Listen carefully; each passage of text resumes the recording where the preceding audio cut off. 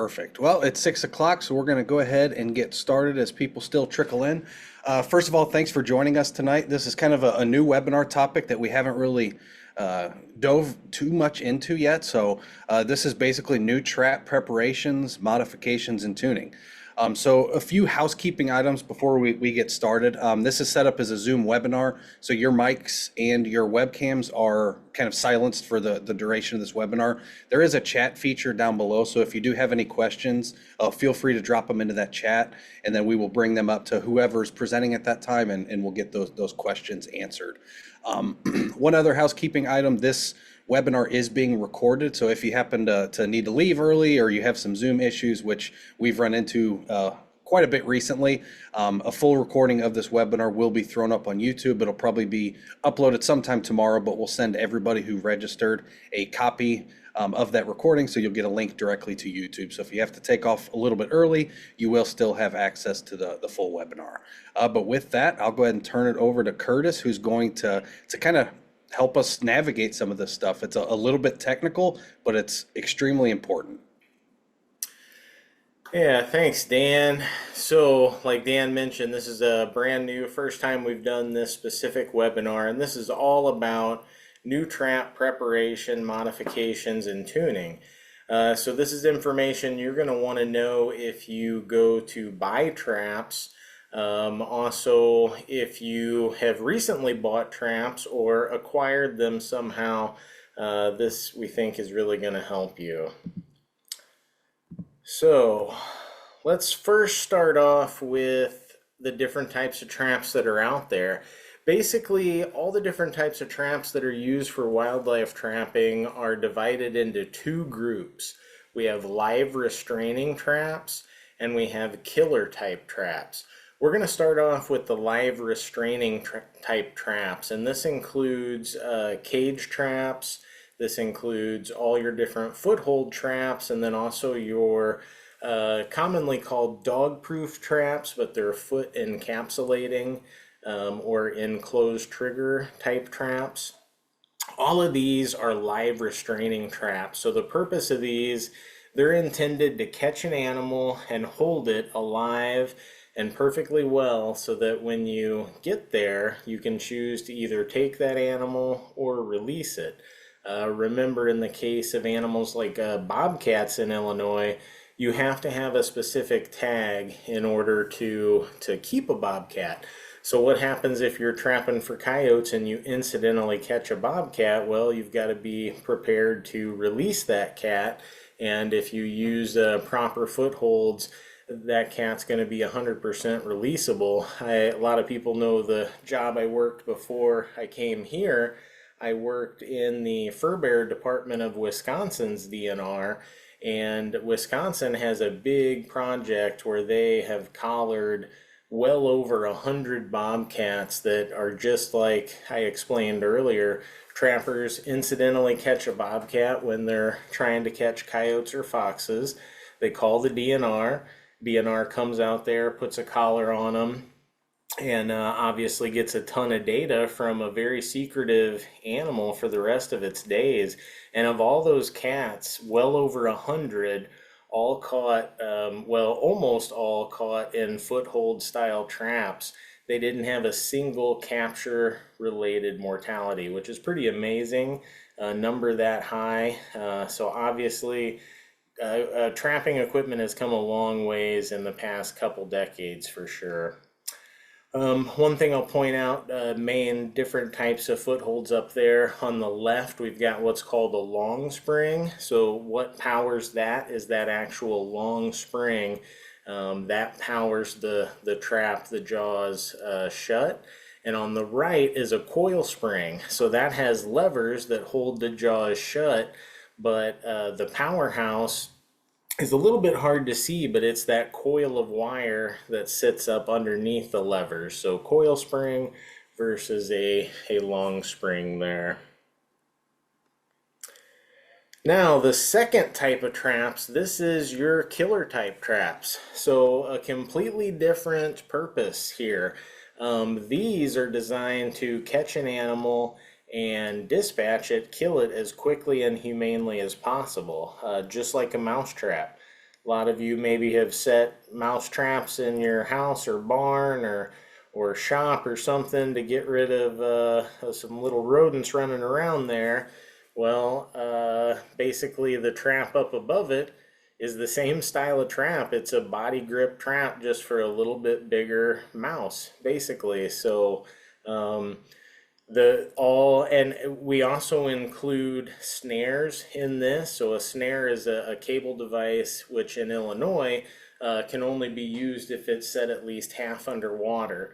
So that's going to be fall into the killer trap category, because that's going to be a type of trap that you're trying to dispatch the animal as quick as possible. Now, there are cable devices in other states that can actually be live restraining traps. Like for example, in Wisconsin, they have use a Wisconsin cable restraint there. It's not something we use in Illinois, but not all cable devices are killer type traps. So let's get right into buying traps. And the first thing I want to point out is I always point people, especially new trappers, look for used traps.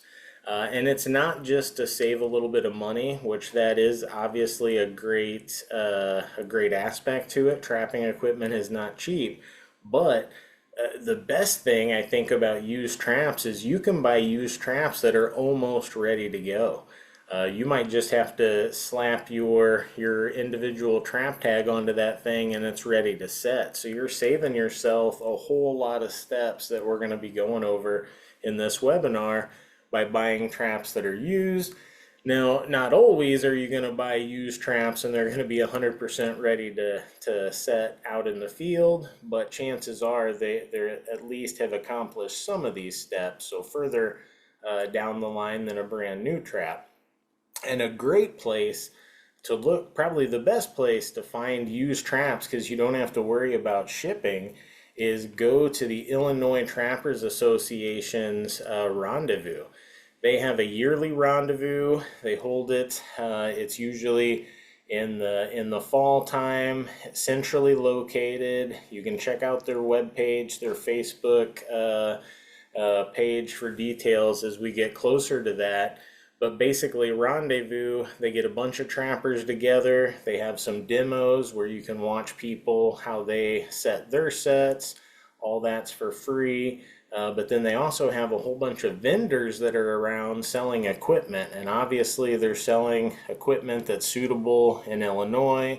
And usually, there's some pretty good deals and no shipping, which is great, because another thing about traps is they are not light. So a lot of you have probably noticed that shipping is like a lot of things is not cheap. So saving that shipping is a big savings. Now, beyond Illinois, even though sometimes they are in Illinois, the National Trappers Association and our good partners, Fur Takers of America, they both hold an annual rendezvous, or in the case of NTA, multiple rendezvous each year. Now, these can be anywhere in the country. Sometimes they're in Illinois, sometimes they're close. If you ever see one of these that's close, definitely worth the trip, because this is like basically like a state fair from 100 years ago. These are really big deals, a lot of interesting things going on, and all the equipment and cool knickknacks you could ever imagine. Definitely recommend checking those out. Usually can be a little bit further away, but another great place to buy any amount of used and new equipment that you could possibly want. And finally, don't forget about online. If you're patient, if you are, let's say, wanting to get into trapping next year, just watch Marketplace, Craigslist, and occasionally some good deals will come up.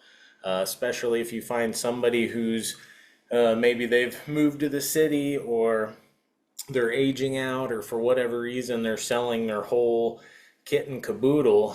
Sometimes you can get a whole lot of equipment that you might need in one fell swoop for a bulk discount. So definitely something to look at. And then nothing against new traps, obviously. They're not cheap, but a well-made trap is gonna last your entire life, probably last your kid's life, probably last your grandkid's life. So um, they're a good piece of craftsmanship made out of steel, so no worries buying the new traps if you can afford them. You've just got a few things you got to do before they're ready to set. And a couple places I'll recommend here is we do have a really large dealer right in Illinois. Katz Brothers Lures is kind of from north central Illinois. They've got pretty much anything trapping related you could ever want. They have it.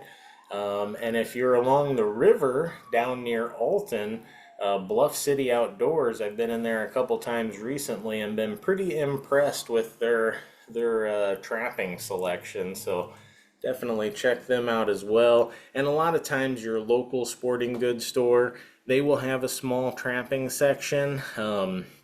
It's not always the most complete, and a lot of times the prices are going to be a little bit higher than some of these other things that I've mentioned. But if that's what you have access to, that's another thing you can check out. I'm just gonna pop in here, Curtis, too, while we're talking about, going to a physical store and looking at traps. One thing that I've come across quite a bit is just because you see it sold in a store does not mean that it's legal for use in Illinois. So just keep that in mind that when you're out looking around, you will oftentimes see some things that you may not think are legal, and sometimes they are not. So just because you see it on the store shelf doesn't mean that it's legal for use in Illinois. Yeah, excellent point, Dan. I think one time at a local sporting goods store, we saw what was labeled as a coyote snare, which would not be legal in Illinois unless you're somehow snaring them under the water, which, yeah, good luck. But anyway, yep. Now, got to mention this because especially if you are starting from square one, you don't know even what kind of traps you might want to buy. If you know what species you might want to trap, the best management practices, or I'll call it the BMPs of trapping for short, is a great place to start. Because basically they have studied huge program done by AFWA, the Association of Fish and Wildlife Agencies, all the way back in 1997 they started, and they're still going on. We almost helped them out with some BMP necropsies just last year, but they're still doing this to this day. And they're basically, it's a way using international standards, ISO standards, to test the humaneness of trapping, kind of similar to how they regulate practices in agriculture. These BMPs have been this ongoing test to keep testing the humaneness and functionality of traps all across the country for every species you can trap. So it's a whole lot of species now, but let's just say you're interested in trapping beaver. You can go to the Association of Fish and Wildlife Agencies webpage and go to their fur bearer section, click on the BMPs, and there's a beaver section. You can click on it and it will tell you recommended traps to use, both footholds and body grips. And it'll also list a lot of the science that goes along with that, which at this point is just basically a mountain of data set because they've been working on it for so long. It's actually one of the longest running and most expansive wildlife related research projects of all time. So pretty cool, and can definitely help guide you not only which traps to get, but make sure that you get traps that are really effective and humane. So this is what a brand new trap is going to look like. If you order one, it comes in the mail, you pull it out. Wow, looky there, shiny piece of steel. It's just a beautiful piece of craftsmanship, but unfortunately this thing is a long ways from being able to be set in the field. The first thing is the company that made it is going to coat the whole thing in oil because they don't want it to rust before it gets to you. Because people who buy new stuff want it to look new when it gets there. So first thing you got to do is wipe all of that stuff off, and it's sticky, so it can be tough. A lot of times you have to power wash it to get that off. You could also wash it with soap and hot water, or some people might even boil it to get all of that residual oil off, because you have to remove that so that you can do the next part, which is to kind of lightly weather and rust the trap, because it can't have that smooth surface. It won't work when you go to dye and wax it. It'll just kind of fall off. So, got to get all that oil off. That's your step one. If you have to do any rough filing to get the trap to set the way you want, make sure you set it. See how the dog is sitting in to the pan, which we'll got a diagram here in a little bit that'll kind of show you what those parts are if you're not familiar yet. But you want all that to be sitting level. So if it's not, do any of your rough filing right now. Get it where it's pretty close. You'll finish up with the final tuning as your last step. But anything rough, do it now. If you're going to add any modifications to the trap, now is the time before you dye and wax it. We'll go over all the different modifications here in a couple slides. But then it's time to weather / rust the trap. And the best way to do that, providing you have the time, is just go ahead and hang the things outside, all the traps that are new, for a couple weeks, 2 to 3 weeks. And let that little basically patina build up on them. Now, what level, Curtis, of rust are you looking for? Is that about enough, or are you looking for a little bit more than that? Yeah, that's good. I mean, a little bit more than that is good too. You don't want much more than that, because you're not trying to rust it where you're like pitting the metal. You're just trying to rust it where, like, you can feel on that now it's got some texture. So Sure. when Yep. you dip it in your dye, it's going to adhere really nicely and just be so much better. So yeah, it's kind of like the whole process is kind of counterintuitive. Factory puts all this goo on it that makes it not rust, and then you have to take all that off and then rust Just it to get at the before rust. before you can use it. Yeah, some of the times I'm thinking, like, why don't they just not put that on in the factory, so when it gets to me, it's already lightly rusted. But they never know how fast it's going to sell, right? They might sell in a week. They might sell in 2 years. So yeah, you got to hand it to the factory. They're just taking care of their product. But yep, got to get that little bit of rust on them. Now, if you have to accelerate it, which I've had to do this before because I've maybe bought new traps during the trapping season, you can get, what is it, like salicylic acid that they use to clean floors. You can get it at Home Depot or Lowe's or anything like that. And put your traps in that for just a day or two, and it's kind of like sitting them outside for about 2 to 3 weeks.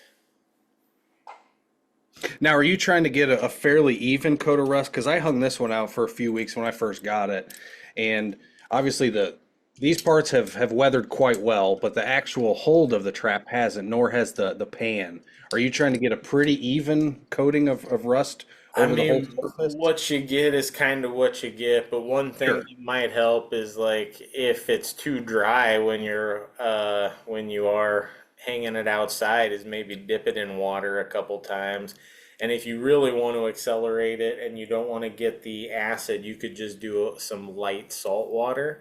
Just make sure and wash that off once you're done, but that'll kind of accelerate that weathering process. Get a little salt water on it and hang it up. Probably rust in just a couple days. So here's kind of a picture. Now this one is an older trap and it's been dyed before, but you see how it's kind of got a uniform layer of patina, or basically something that's rough, that when You dye it, it's going to stick to it. So that trap right there will dye really well. That's kind of what you want your rust to look like, a little bit everywhere, little bits and pieces. Not too big anywhere, not pitting, just a little bit. And on the right hand side, some of the most important tools you need here in the early steps, some kind of sturdy pliers are really good, especially if you can combine that with a vise. Now, it's not imperative you have a vise, but if you have some sturdy pliers and a vise, you can take apart pretty much all traps there are. You can add components, you can swap components out. It's a regular old like pit crew of traps just with those two things. So very, very useful. And then another thing super useful is a file. And you want to make sure and get a file that does have flat edges and one that's skinny enough to get up under your pan where your dog goes, which again, we'll see a diagram here in a bit of what that looks like, but very important tools to pick up when you get into getting traps ready. And now, dyeing traps. This is way better to do outside. It can be a messy process, but if you've got your turkey fryer or even a spot to build up a campfire and got some way to put a cauldron above it, or like in this, just an old pot that maybe has been retired from cooking, because you're not going to want to use it for cooking probably after you dye up your traps. Now, what you're going to do is you're going to fill it up with water, and then you either can buy some commercially available logwood dye kits or different trap dye kits, and they're all great. You can also make your own. If you've got a black walnut tree around, those walnut hulls really impart a dark, dark dye onto the trap. So you can just throw a bunch of walnut hulls in your water while it's simmering. Once your water gets good and black, you're ready to go ahead and soak your traps in there for a little while.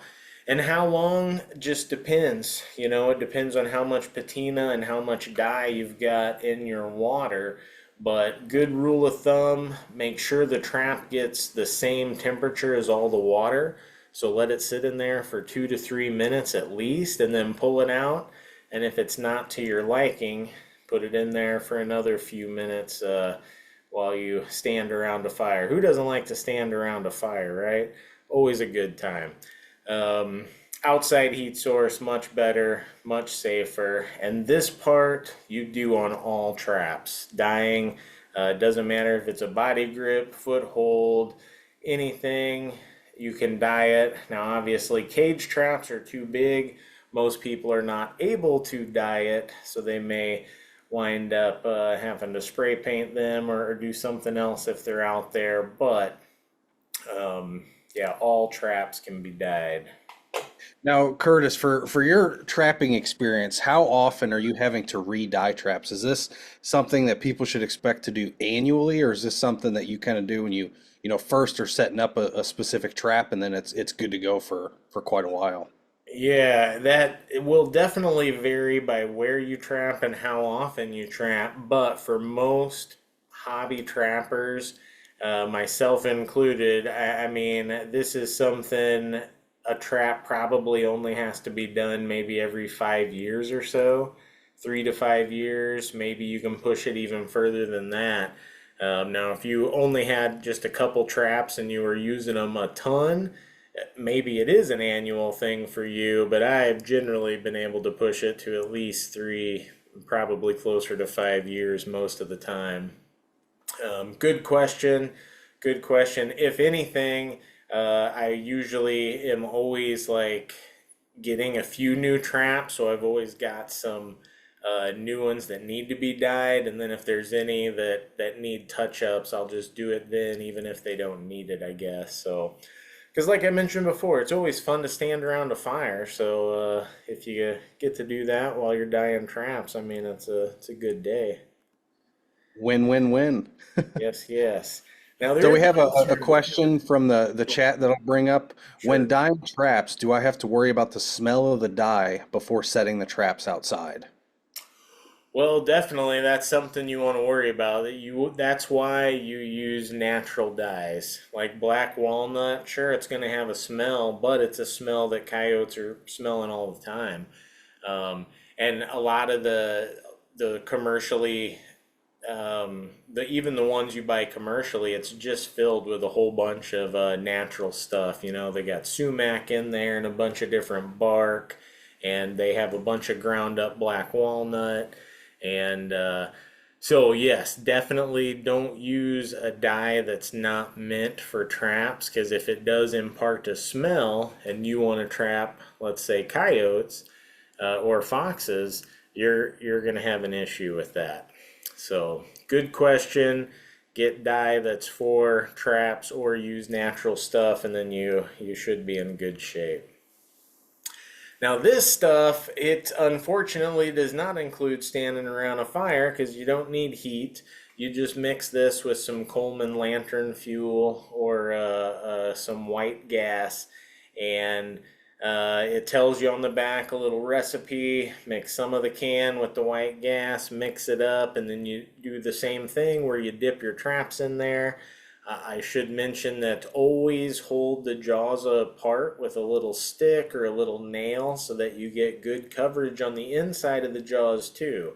You don't want to put them in there closed, and then, when you're setting your traps out in the landscape, they're open and then they've got an unprotected surface that's going to rust and could, potentially damage the trap. So anyway, hold them open, dip them in the speed dip, and then hang them somewhere to dry. This stuff's really tacky. It gives them a thick coat. I'm sure it protects them really well. I've done this before. My only issue with it is super messy. So every time after you do this and you set traps, on your knee or wherever it is, even your hands, you're just like covered in this black tar, which I'll never say that trapping is not a messy thing. It is. You got to be okay with a certain level of messy, which I am, but the sticky, tacky, this is a different level of messy. So I prefer the logwood dye or the natural dyes for sure. Now, waxing. Now, I said the dyeing part you do to all traps. This is very important. Do not wax body grip traps. It's dangerous. You don't need to do it. There's no reason. Um, yeah, so especially the larger body grip traps, waxing them just basically makes them hair trigger. And once you put them in water, so that sort of um, the forces that are applied onto the different parts of the traps change, and moving water, those things are going to fire right now. So you do not wax any of your body grip traps. All of your foothold traps, yes, great to wax them. Again, done outdoors. The wax has a very low flash point, so it's best to do it on a double boiler to try to make sure that your wax doesn't catch on fire. Definitely have something on hand that you can throw over the pot to smother it in case it does catch on fire. But yeah, again, you get to stand outside around a fire, so good stuff. Double boilers, the way I like to do it. Heat up the wax, and then again, put the trap in there until it gets to the same temp as the melted wax, and pull it out. Usually one coat is enough. Again, holding the jaws open so you get good coverage.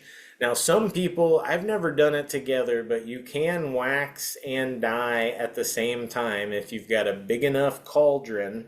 I didn't know any witches, so I didn't know where to get a cauldron that big, but you can fill it full of dye, which is water-based, and then you can melt your wax on top. So basically, you got wax on top, dyed water on the bottom. You dip the traps way down into the dye, let them sit there for enough minutes to get their full coat, several minutes, and then slowly pull them up. And when the hot trap comes up through the wax floating on top, then you dye and wax at the same time. So again, I've not tried that, but you can get it all done in one step if you want. And wax really get a good result. These traps hanging up, wax dripping off of them. The wax not only gives the trap a little bit more protection, it also gives it a really good scent control. Because now, even if you touch the trap with your hands or it touches something it shouldn't, the wax basically acts as a barrier for all scents, which is really good.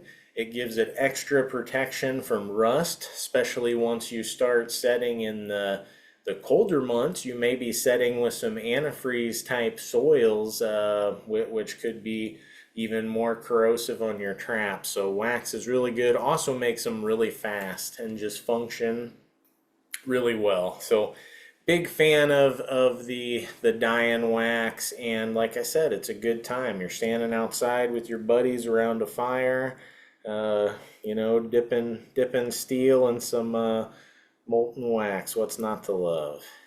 Now, are you waxing the full chain on those footholds too? Yep, yeah. Everything, the whole component that you can get in there. And so what I'll usually do is put like a wire on the very end, and that way I can hold onto the wire, dip the whole chain down, and then put a bend in the wire so I can hang it on the edge of the pot. So when I'm ready to come get it, I just pick up my little wire, pull it out, and the entire trap, including even the swivel, has got this all this coating on it. Now, usually the only thing I'll do after this is put on my trap tag, because I don't want my which it usually just rubs off the copper trap tags anyway, but I want them to be legible, so I don't do all this stuff to them. I put them on afterwards. All right, now let's talk about some modifications. Go over all of them, and there's a bunch. There's more than even I mentioned right here, but these are a bunch of the most popular. Swivels, which all live restraining traps must have at least one swivel, and most trappers are going to probably quadruple that and probably have about 4 swivels on most traps. Shock springs, which can be great for canids, especially foxes. Center swivels, which just changes where the chain attaches to the trap instead of way out there on the long spring. Like these on the edge, you can attach the chain right to the center of the trap, which creates a more uniform pull by the animal on the structure of the trap. We're going to talk about double jaws here in another slide, as well as laminated jaws, cast jaws. So laminated jaws, cast jaws kind of increase the holding surface area of the jaws. Really great for catching canids. Padded jaws, another modification, can be good. Padded jaws, especially for foxes, good set. And offset jaws, which we'll have that in another slide as well, but kind of not only allows your trap to have a little bit more holding power once a paw is in it, but also can help you to prevent non-targets. And then some traps have factory modifications, like these traps here on the right. These are stop loss or guarded muskrat traps. You see they've got that extra little lever on the right hand side. This is a special trap just for muskrats, and muskrats are actually they have such dainty little front feet that they don't use for much anything. Trappers were finding that if they caught them by the front feet, and it wasn't a submersion set, so they were going to be dispatched right away and drowned, they could do some damage to their front leg just by countering their body against the weight of the trap. So the solution to that is that little spring. You fold that over, and it kind of sets over on the long spring while it's set. When the muskrat trips it off, that little spring acts like a little splint, and so it pulls his body and his arm straight, so he can't bend it, and he can't really damage his little paw. So cool little trap if you're going to be trapping muskrats specifically. Great trap for those guys. Now here's a close-up of some of those modifications, some of the most popular ones, and we'll start over here on the left with the cast jaws. Now you could also do laminated jaws. The difference is laminated would be you just weld basically two jaws together. The cast jaws, because it's made out of cast aluminum or cast stainless steel, um, they're naturally thicker. So you have a much greater surface area holding down on the critter. And for our cursorial animals, like our foxes and our coyotes, this is great because if you use too thin of a jawed trap, a lot of times you'll get a pinch cut on the paw. Usually nothing serious. You could treat it with a little bit of betadine if you were releasing them, but you can eliminate a lot of that just by using either laminated or cast jaws. Great for the canids. Animals like bobcats, that's ambush predators. They barely fight the trap, so honestly, even in a thinner trap, you don't tend to see hardly any damage with them, but still, I'm sure the cast jaws is better for them as well. Now, double jaws, this is one that's specifically for raccoons and animals that are known to self-mutilate. And so what happens is basically raccoon with a sharp little snout, and they're very adept at chewing. Once their paw gets numb underneath the jaws, if they have access to chew, they could incidentally chew on their digits. That's obviously, that counts as trap damage, so that would make a trap fail the BMPs. So the double jaws, and it doesn't take much. You see on this number 11, which is a small trap to begin with, doesn't take much, but just by punching that out a little bit, you reduce the access for an animal like a raccoon to get down in there. And the double jaws on a 1.5 coil spring, which has a little bit bigger jaw spread, they're a little bit larger than what this is here on the number 11. And then finally, over here on the right, offset jaws. This is great, and you can combine multiple of these. Like you can get cast jaws that are offset. My fox and coyote traps are both of those, but offset is just like you see here in the picture. When they're closed, there's a little bit, 1/4 inch to 3/8 inch between the jaws. And one of the best things this does is when you do catch a coyote, bobcat, anything like that, basically that's a pretty large animal.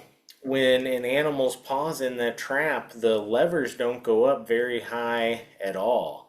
And they can actually be almost flat. And if that animal accidentally steps on one of those flat levers, it can let itself go.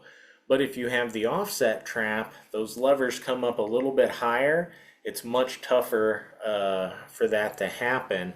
Additionally, if you didn't have the proper pan tension and you were to incidentally maybe snap your trap off on a squirrel or a rabbit, there's a good chance that they might just be able to pull off and go about their day rather than be there waiting for you when you come to run your trap. So you'd still have to reset your trap, but you don't have to deal with a little critter in there that you didn't want to catch in the first place. Now, tuning your final trap tuning. I talked about filing and all that before you dye and wax. And that's good for your rough stuff, but you're always going to have to do some final tuning after all that because there might be a little bit of dye, a little bit of wax right here where these components come together. You got to knock all that off. So here you can see in this diagram, the dog is the little lever that flips over and holds the jaw down, and it engages with the pan. So the little diagram in the right, you can kind of see how those things go together. The top, that trap is not sitting level at all. Look at the trap dog, it's in its notch, but that pan is not parallel with the dog it's pointing way up in the air like a ramp, to take your bicycle off. That's not what you want. So you would file all that down so it sits real nice. And on the bottom part of this, they actually filed it into a little latch there, where basically the way to set the trap once it's in there, it's hair trigger, everything's level, everything about that trap is set perfectly because it should be a real crisp pan tension, and when you push it, it hardly any creep and it goes off. So that's kind of what you're looking for, and that's why you want a small enough file to get in there in those small little nooks and crevices, but it has to be a straight edged file. If you've got a round file, just imagine trying to file those straight edges with a round file. It's pretty tough. So obviously, small straight edge file to do this final tuning. And for people that like to tinker with things, I mean, this is a good time. You can be sitting outside, on a nice day, whatever, sipping on a coffee and filing away at all your traps and setting them until they all set perfectly level, like that diagram in that lower right hand portion. So lot of work from a brand new trap until you're ready to set it. But everything about trapping is a lot of work. And so you don't want to skip or basically skimp on any of these steps, because if you have equipment that's not 100% functional, you're really going to be tearing your hair out, because remember, traps are something you're visiting every single day. It's not quite the same as hunting where I don't feel good today, it's really cold. You know what? You can't take days off. You're there every day. So if you're going to be doing that, if you're going to be making the drive, walking around, visiting all your sets, you want your equipment to be in as top-notch a shape it can be. And all these steps is how you get it there. Now, like I mentioned from the very beginning, you might get lucky, find somebody buying used or selling used equipment that's already to this stage. If you do that, then you can skip all this stuff and just hang your trap tag on it, and you're good to go. Now, at some point, if you keep trapping, you're going to need to know how to do this stuff. So it's still definitely important, but buying used stuff can kind of work you a pretty good ways down this chain without even having to do much.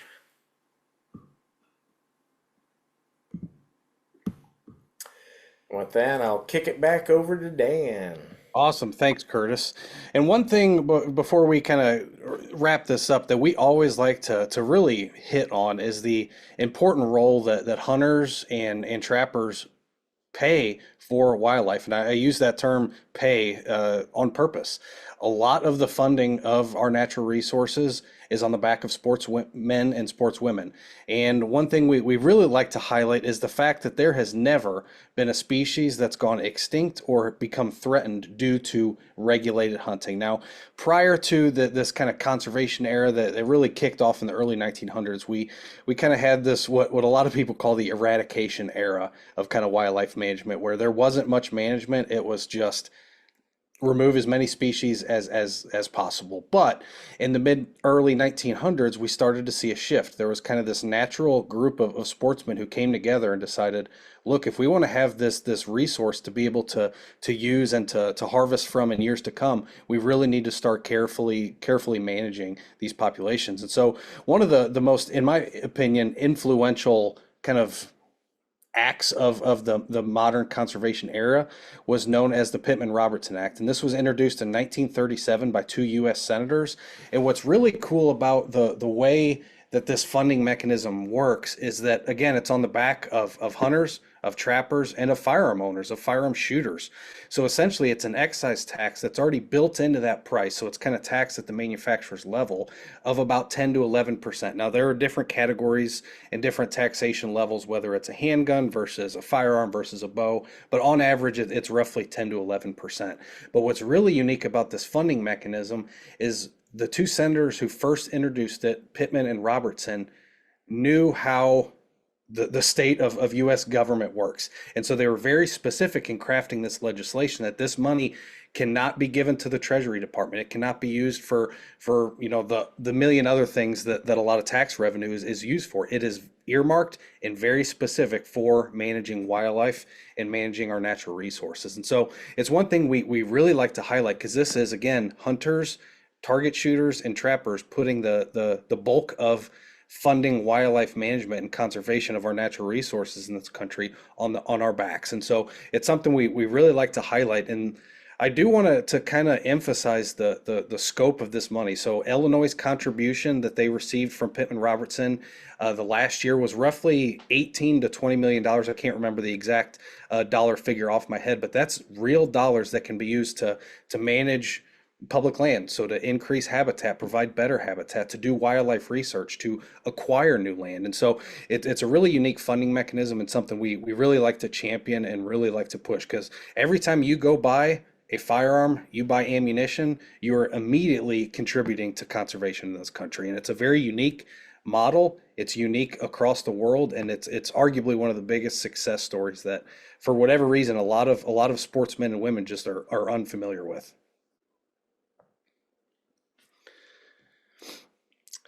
We did want to share some additional resources, and what we'll do, since obviously these aren't clickable for you, when we send out the recording tomorrow to this webinar on YouTube, I'll go ahead and hyperlink all of these additional resources in that email so you can just quickly, click through there and move through. But just a few things we want to highlight. Curtis opened the webinar today talking about the importance of these best management practices, how they come up with them, their use case, how can we as the public use them. So we'll provide that link. And then we have a few kind of IDNR lists. So these are lists of fur bearer or fur buyers, information about obtaining a bobcat permit, because it's important. You have to get a bobcat permit before you can even attempt to take a bobcat. So make sure that if that's something you're interested in, that you get that bobcat application in. A few other resources here that are really cool is Sleepy Creek Tannery and then Gronwald Fur and Wool. And so these are companies that will take your furs and make them into a product that you can have for really generations. And I know Curtis, I'll kind of throw it over to him on this because he's got a really unique kind of mindset on utilizing a lot of these furs. But we've seen a huge shift. I mean, all the clothes I'm wearing are all synthetic. We all hear about, the plethora of different microplastics in the environment, and these are real products that you can get real clothing made out of fur that you harvested, that you got tanned, that you did that entire process. And it's something that's going to last in reality for generations. And it's something you're going to be passing on to your kids or your grandkids. So definitely check out those two items. Any other things to add on to those two, Curtis? Yeah, we'll talk a lot more about this on our Thursday webinar, which is going to be Trapping 101. We'll get a lot into utilization. But yeah, Sleepy Creek Tannery, the awesome thing about them, they're right in Iowa. Turnaround time's not that bad, and going rate for most critters like 35 to 45 bucks to get them tanned, and then after that you can get stuff made out of them. Grunwald Fur and Wool actually is a buyer, so they will come to you and buy your furs in pretty much any. If they're, I think they buy them even on carcass, if they're skinned or if they're completely put up, and they have routes all around Illinois. Fur Harvesters Auctions are an auction house you can send furs to, and they sell at the International Fur Auction. You would get a check after they sell. And then we've got links to our local partners that are both active in the trapping world in Illinois, which is Fur Takers of America and the Illinois Trappers Association. So yeah, we'll give you the links to all this, and a lot of good stuff. A lot of this stuff can help you out if you get into this for sure. And like Curtis mentioned, we have another webinar kind of following up on this on Thursday. So that's February 8th. And that's going to be a lot more in-depth on regulations, on the practice of trapping. So if you're interested, maybe you took today's webinar, learned a little bit, but you're looking to kind of learn a little bit more, make sure to sign up for that webinar if you haven't yet. A couple other events that we're really excited about. February 10th, we're doing a deer butchering and cooking workshop at Jim Edgar Panther Creek. So that's kind of the day before the spring or the day before the Super Bowl. So we're going to really highlight some really cool kind of appetizer type dishes and really go through the entire process of how to take a deer quarter, how to cut it into its usable portions, how to store it, how to grind it, the whole process. Another one we're really excited about, and we've kind of partnered with the U.S. Fish and Wildlife Service on, is a waterfowl ID workshop at Chautauqua National Wildlife Refuge. That's going to be February 17th, and we kind of picked that date.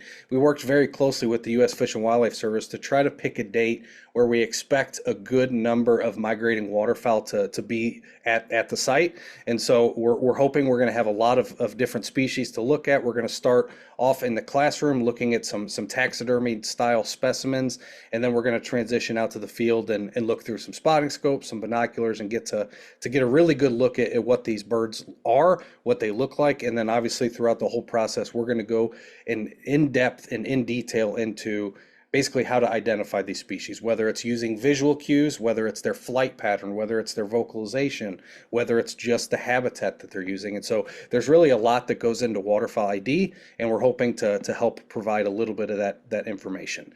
We're very much in the process of scheduling our spring turkey workshop. So if you're interested in learning how to hunt turkey this spring, stay tuned. We'll have kind of a full schedule here in the next week or two. We've been contacting different public sites in the state the past week or so and getting some of those dates hammered out. So we hope to have that full list here built out in the next week or two. But stay on our social media, stay on our website, and you'll see any of those dates as they're added.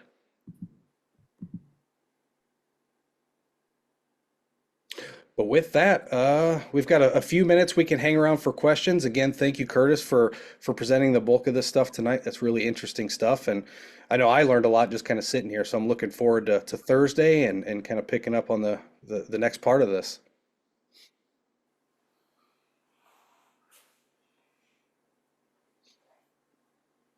So if you have any questions, drop them in the chat or the Q&A feature, and we'll hang out for another 3 or 4 minutes or so. Yep, most of the trapping seasons in Illinois are going to be closing in just a few days here in the middle of February, along with the last of our seasons. So just a few days on that. But for beaver and river otter, it goes through the end of March. So do have a little bit of more time with them. And actually, beaver in particular, right now, that's kind of the critter I would most encourage people to go after, especially if you've got some that might be a nuisance, access to you. Awesome critter to trap because, for one, really good to eat. We made some beaver snack sticks here. Well, we didn't make them. River Bend Sausage made them for us, but we gave them the beaver and we ate them, and they were awesome. We brought them to a couple events, and we had several people, some avid venison deer stick eaters, say that they might have been the best meat sticks that they've ever had. So beaver, excellent to eat. Not only that, it's actually in pretty high demand right now because that really high quality cowboy hats are made out of beaver felt. So Yellowstone's popular. Everybody wants to look like what's his face, Kevin Costner, right? So everybody wants the beaver hat. So in that, beaver prices are actually doing pretty good. You get a lot of meat from it. You can sell the tail to ice fishermen. Lot of cool things. And then you also have the castor and the oil sacks. So just a couple years ago, castor was going as high as like $90 a pound. It's quite a bit lower than that now, but still a lot of reasons to trap beaver, especially when you find a landowner who's looking to pay somebody to come out there and trap them. You come in there and trap them, solve their problem for them, give them a beaver stick a couple months later when you get them back, and who knows, that farmer might be a friend for life, and he might be giving you turkey hunting permission, Deer deer hunting, hunting yeah. permission. Who knows, because you solved a real problem for him, and a lot of times that's better than cash money. So. Now you kind of already answered most of this, Curtis, but we did have a question about a specific species to start with, and that was my first exposure to trapping was in college doing some beaver trapping, and for a lot of the reasons you just identified, one, it was quite, I don't want to say easy, but out of all the hunting and fishing and really any outdoor recreation I've done where I've tried to get permission, for me, beaver trapping was by far the easiest to get permission. It honestly, once farmers start realizing that you're in the area and doing it, you're probably going to start getting other landowners calling you and say, "Hey, you want to come out here? I've got a beaver or two that's, causing issues." Because in a lot of cases, especially in Illinois, water control structures are very important, and water level is very important. And beavers have a very strong tendency to undo a lot of that man-made water control structure. So if you can get on a good beaver trap and start to get one or two down, chances are other landowners are going to start hearing, and they're probably going to start reaching out to you as as quickly as they discover you're trapping in the area. Oh yeah, they talk about that stuff at the coffee shop. You trap one farmer's beaver, your phone might be ringing off the hook. Because that's everybody that's got a culvert clogged up. He's might be giving you a call. But another critter that I will say, it may not be in super high demand right now, but if you're wanting to get something made for yourself, which I fully endorse and we'll talk a lot more about on Thursday, but muskrats are where it's at, because muskrat fur, not only they're easy to skin, they're easy to work with, they're also easy to make stuff yourself. If you trap the muskrat, skin them, flesh them, send them to Sleepy Creek Tannery, they send you the tan muskrats back. If you know how to sew anything, you can sew muskrats. I mean, they're a little bit thicker than fabric because it's a hide, but they're much thinner than beaver, raccoon, all these critters which are hard to sew. So a really good thing to work with, or even if you want to send it to somebody else to make something, muskrat fur is about the right level of warmth you want for Illinois.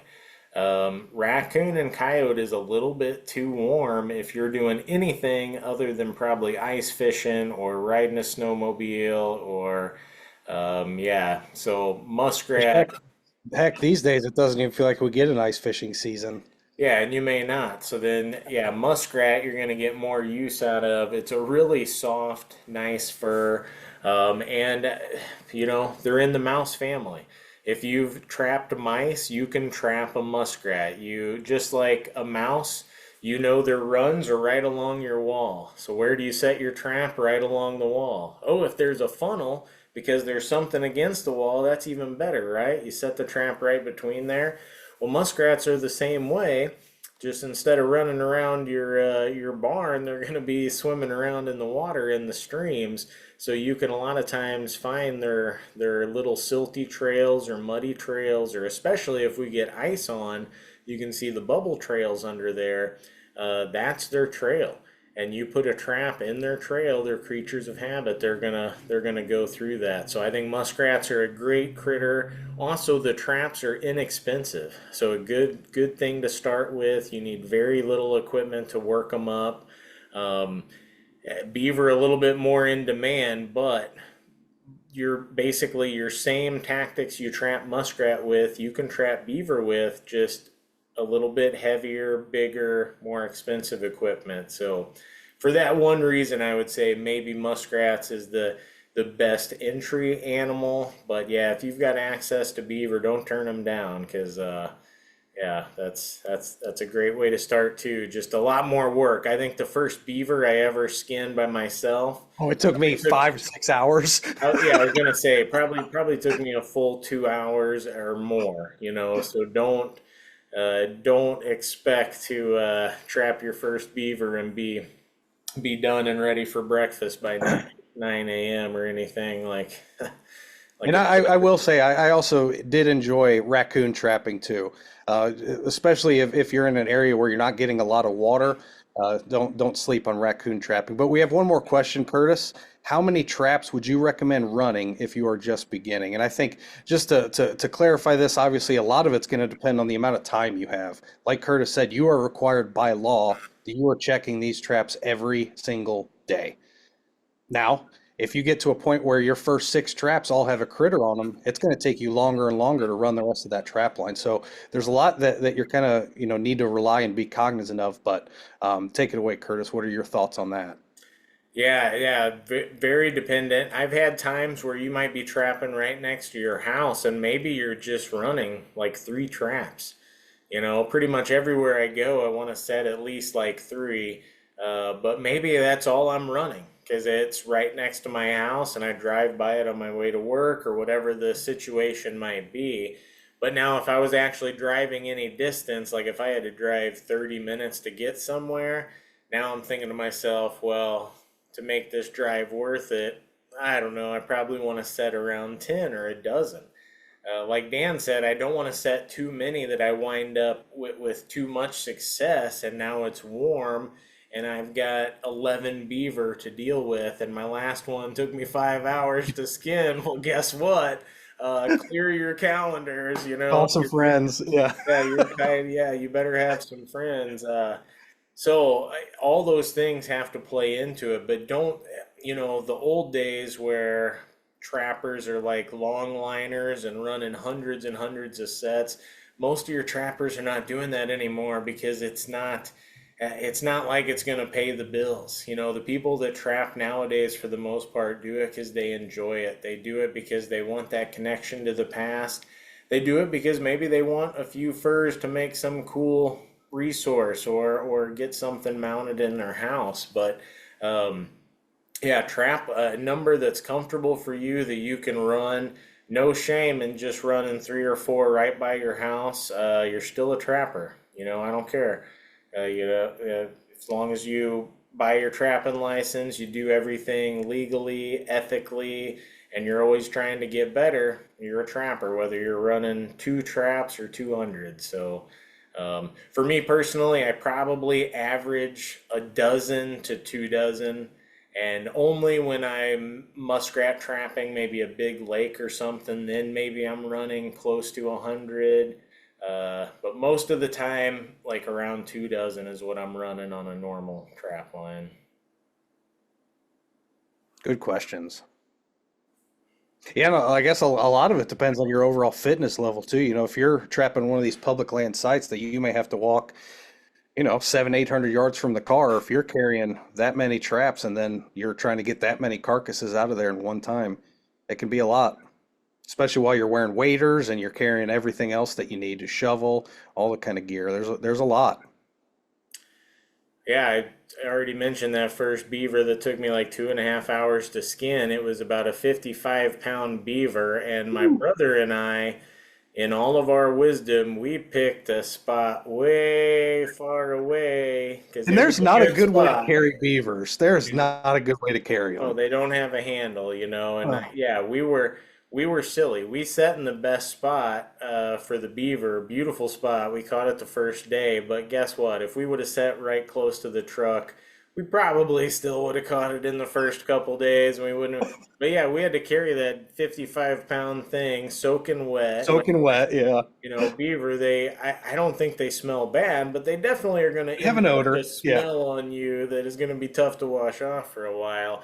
And yeah, you're bear hugging this thing, walking it out of the woods, and because it's not like a deer that's long and there's nothing to drag. It's a 55-pound wet slippery football that smells like a dirty dog.